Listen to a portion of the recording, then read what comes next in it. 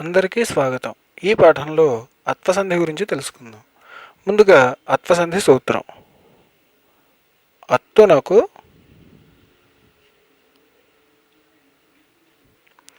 సంధి బహుళంబుగానగు.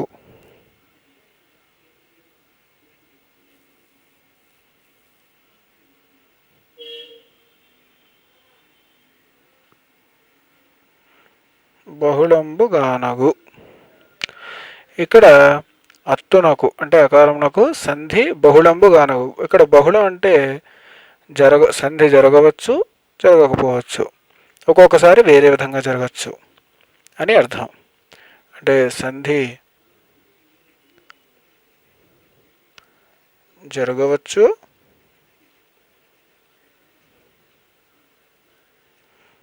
ఒకసారి జరగకపోవచ్చు.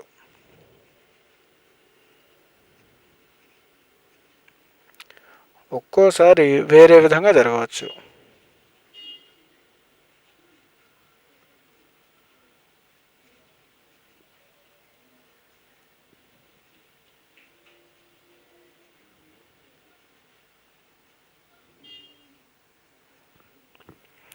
ఇప్పుడు మనం సంధి జరిగే రూపాలు, జరగని రూపాలు లేదా వేరే విధంగా జరిగే రూపాలు ఉదాహరణలో తెలుసుకుందాం.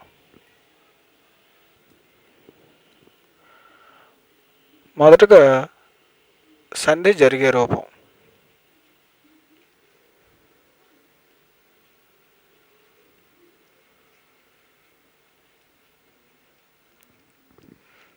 దీనికి ఉదాహరణ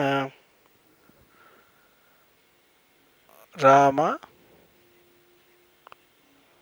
ప్లస్ అయ్య కలిపితే రామయ్య.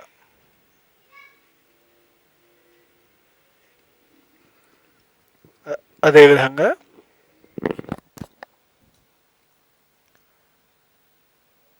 మేన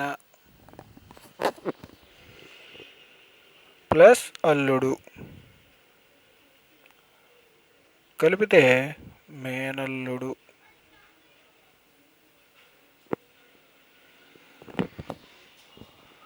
ఇప్పుడు సంధి జరగని రూపం. జరగని రూపము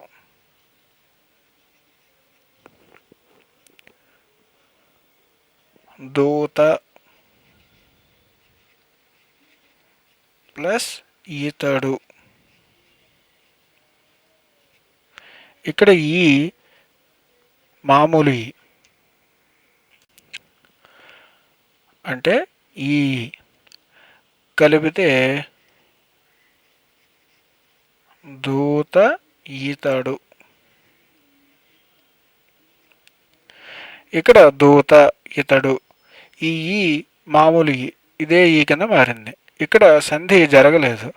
జరిగి ఉంటే రెండిట్లో ఒక అచ్చు కానీ లేదా హల్లు కానీ మాయమై ఉండవాలి,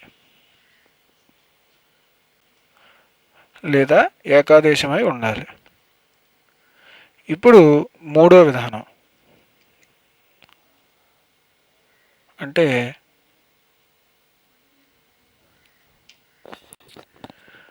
విభిన్న రూపం. సంధి జరిగిన తర్వాత విభిన్న రూపం.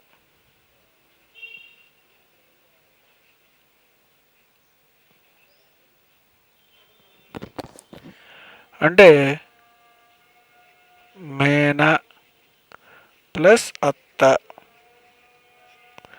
కలిపితే మేనత్త అనొచ్చు, లేదా మేన ఎత్త. ఇక్కడ మేన ప్లస్ అత్త మేనత్త. మేనత్త అయితే సంధి జరిగినట్లు, ఎందుకంటే ఇక్కడ అకారం అనేది లేదు. తర్వాత మేన ఎత్త, ఇక్కడ నకారము ఉంది, యా కింద ఉంది, కాబట్టి ఇది విభిన్న రూపం. దీనికి ఇది విధంగా మనం అత్వసంధిని చూడవచ్చు. అత్వసంధికి కొన్ని ఉదాహరణలు.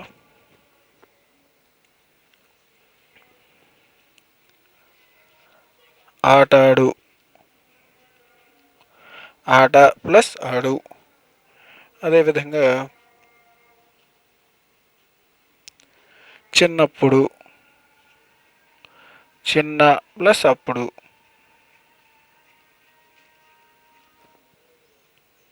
ఒకానొక, ఒక ప్లస్ ఒక.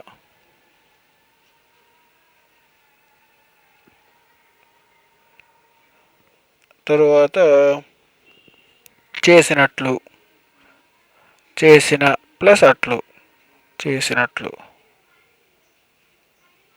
కొంతమంది చేసిన ఎట్లు అని కూడా అంటారు. ఈ విధంగా మనం అత్వసంధిని గుర్తించవచ్చు.